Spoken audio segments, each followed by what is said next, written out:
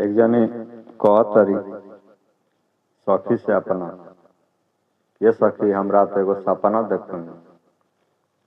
कैसे कहतरी, हम रात के बात कहीं का सखी, हम रात के बात कहीं का सखी, सपना में सजनवा मोर आ गइलन। कुछ बात भइल से जिया ऊपर ऊ झट से गले लपिटा गइलन। धई के बहिया ऊ बहिया के तले, धई के बहिया ऊ बहिया के तले, रस भरल प्रेम बरसा गइलन।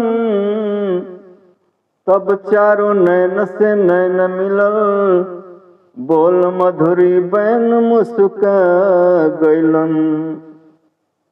जननी की जागल भाग मोर, जननी की जागल भाग मोर, हो प्रेम विवशउ अझुरा गइलन। तब ले झट से टूटली नींदिया, निरमोही मोरा से जिया से परा गइलन।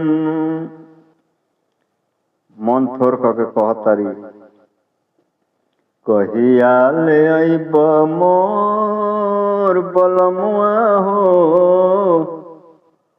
कहिया ले अइब मोर बलमुआ हो, आसरा जोहत हम बानी।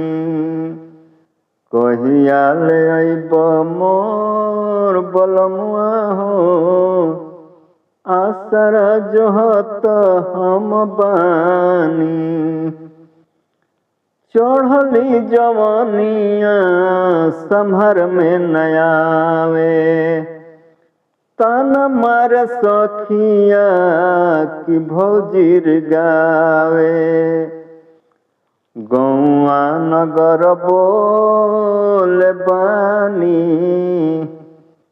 गौआ नगर बोले बानी, आसरा जोहत हम बानी। कहिया ले अइब मोर बलमुआ हो, आसरा जोहत हम बानी। केतने सावन बीतल केतने फगुनवा, मन बौराई गइले देखत सपनवा। सुखी गइले अखिया के पानी,